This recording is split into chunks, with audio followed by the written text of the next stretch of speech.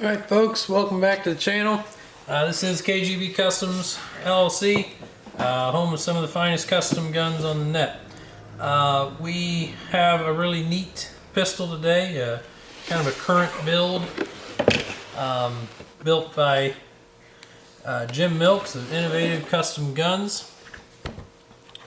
The gun is an interesting base gun, has some interesting mods done to it, and is really just a beautiful play on a classic Colt build with some great modern features.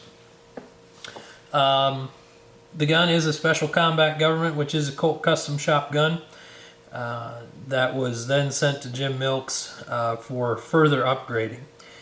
A little bit about Jim, owner of Innovative Custom Guns and the gunsmith, naturally.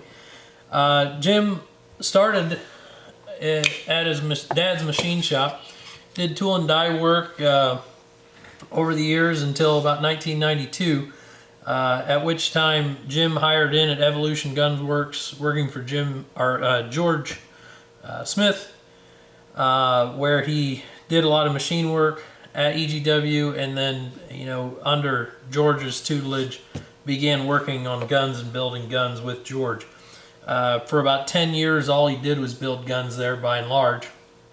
As George hired in more guys to run machines, Jim stuck to the bench building guns, and they built fantastic guns there. You can look in our backlog of videos and find an EGW long slide that I did a video on not too long ago. So he worked for EGW for 17 years, so until 2009, at which time George was getting really out of the gunsmithing and into just parts, which is their business today. They build parts and tools for the gunsmithing trade, and scope mounts. They became very popular for scope mounts about that time, and really just kind of worked themselves out of gunsmithing and into the parts business, which is a story that's fairly common across the industry if you look for it.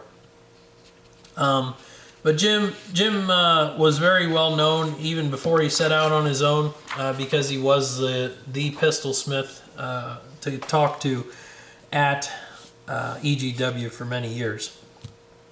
But as EGW switched its focus, it ceased custom work, and that created an opportunity for Milks to pursue his passion for building high-end guns on his own.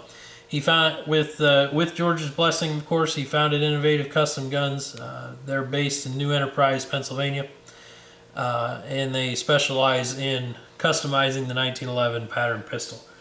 Jim has worked on other stuff through the years, of course, done double stack work, both on Caspian double stack frames, STI double stack frames, and the Para wide body frames.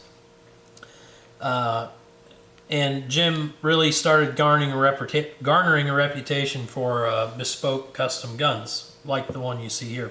But also did a lot of cutting edge stuff. He did a number of race guns for important groups. He did some work for the United States Army shooting team, major competition shooters, and some law enforcement officers through the years. Jim tries to focus really on precision and reliability, and likes to tailor every project to that specific customer's needs and desires. One of his most noted builds, you can find the video here on YouTube, of the Punisher long slide, which is a compensated 45, I believe, that he built modeled after the movie gun or the comic gun. So that was a big thing. He's built a lot of those guns now for guys who like movie guns and whatnot. And Jim's still building great guns. This one was completed, I believe, in 23, and remains basically like new yet. A little bit about the base gun. It's an interesting base gun, Special Combat Government. You may be able to read the roll mark there in the video. So the Special Combat Government was kind of part of the lineage of Colt's custom shop 1911s. They are a custom shop built gun, and the Colt Custom Shop opened its doors in I believe 1977, and they did you know, a lot of special edition stuff. They did engraving. You know, if you wanted a special Colt revolver or a single action army in a non-catalog caliber or non-catalog configuration, they would usually be able to facilitate that for you. And they did a fair amount of 1911 work too. Some of their notable runs were the Combat Government from the late 70s, early 80s. That was really Colt's first attempt at a competition-ready 1911 out of the box. That kind of evolved into the Combat Elite, which was not a custom shop gun, but you know, it grew that the demand was such that Colt started offering some of these features right on the production line. So you had the Combat Elite in the late 80s, and then in the early 90s, in 1991, Colt introduced the Special Combat Government. The original ones were not the super high option, but they were better fit. They had fitted barrels and bushings. They had upgraded sights. At that time, they were, I believe, Meprolite night sights in the original cuts, so GI style cuts, because that was the popular sight cut in the day. Certainly, Novak didn't have near the pull in '91 that he did in '99 for selling sights to Colt, but that evolved, and then the gun grew more competition centric. They started putting Bomar sights on them, started offering them in a two-tone configuration or a full nickel finish, and then that evolved to dumping nickel because, well, it's awful, and going to hard chrome, which is a great finish. And then later iterations, they came out with the Special Combat Carry, which is what this gun began life as. So the Special Combat Carry originally had an adjustable Novak night sight on the rear, and then later went to the Novak low mount style sight. And they've always been kind of an elusive gun, kind of a hard to get gun, the Carry models. And so they certainly will command a premium out there. This one was a run in 2016. I have the test target here. So this gun was test fired on October 24th, 2016. You see the group there, pretty good shooting gun. This gun shipped from the factory with the front strap checkering. Another thing that was really kind of fleeting, Colt, I believe, discontinued the Special Combat Government in 2018 and has done just short runs, very limited production since then, off and on, and some have been checkered and some have not been. But anyway, the Special Combat Government is a really cool, unique base gun. Has kind of a classy roll mark with the pony and the Special Combat Government in script on the slide. And the offside, of course, just says Colt's Government model. This one also interesting. It has an A suffix on the serial number. Not a lot of guys know it, but that means it is a duplicated serial number. So somewhere out there, there is this same serial number without the A. So worthy mission to go hunt that down. If you're into serial number stuff. Some features on this pistol. We'll start at the top here. It's got a Cart National Match barrel. The whole pistol is finished in Ion Bond DLC. We've got a flush cut crown to an EGW bushing. No shock at the EGW parts there. Of course, Jim Milks is very familiar with EGW parts and uses many of them. We've got an EGW beaver tail at the back side here. And one really trick feature about this gun is the Nighthawk IOS system. Nighthawk IOS system, see if I can find my Allen wrench here. I think I've got one. The Nighthawk iOS system allows the user to readily swap between iron sights and optics. That's not the right size. Between iron sights and optics with just a single Allen wrench. Alright, now that I've got the wrench, you take this set screw loose at the top,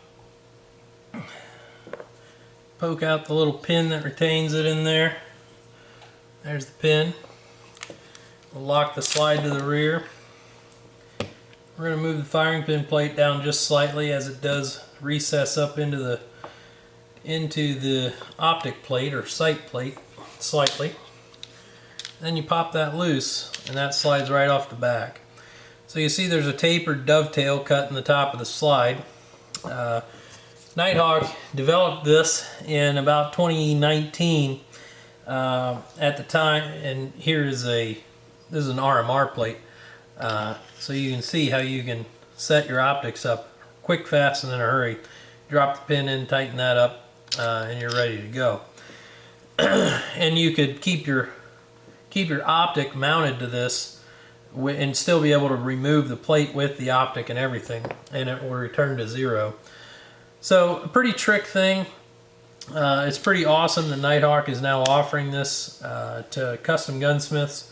So they introduced it in 2019, and it made a pretty big splash, because at the time there was so many footprints and not a lot of great options for milling a 1911 for optics. And this kind of fixed that for a lot of people, not just Nighthawk, because Nighthawk shortly thereafter started offering the cut to custom gunsmiths and other shops. Now I believe you can get iOS from most one-man shops, certainly, who are willing to send their slides to Nighthawk. And I believe Gun Crafters is offering it as an option, as well as some other smaller shops. So the system was initially offered as simply an upgrade to Nighthawks. There was a short period prior to the iOS where they were using the Trijicon plate and the tall front sight and all that jazz. But this is really a better system. It gives you the versatility of swapping back and forth between irons and a red dot. It's a fairly low profile system. Obviously it doesn't change the look or format of the slide in the iron sight system mounted. Being it's a tapered dovetail, it's going to center itself left and right, and that front pin locks it in on the fore and aft perfectly every time. It gives you the option to customize. They make acro plates, RMR plates, I believe RMSC plates, all of the popular sight cuts for dots. You can get an iOS plate for now. So one thing Jim did to this plate, being that it cuts the top of the cocking serrations off, is Jim carried the serrations up into that plate, which is really just a beautiful touch and shows that he goes above and beyond, in my opinion. The gun has a French border, ball cuts, full ignition rework, all new ignition parts in it. It's got one of Stan Chen's fantastic magwells on it. This is the Gen 2 one-piece option. John Aho high figure grips, all finished in DLC with polished flats. Really a fantastic gun. We even DLC'd the magazines. This one will be coming to market real soon. Like and subscribe. Click the link in the description for more info on us, and we appreciate you tuning in.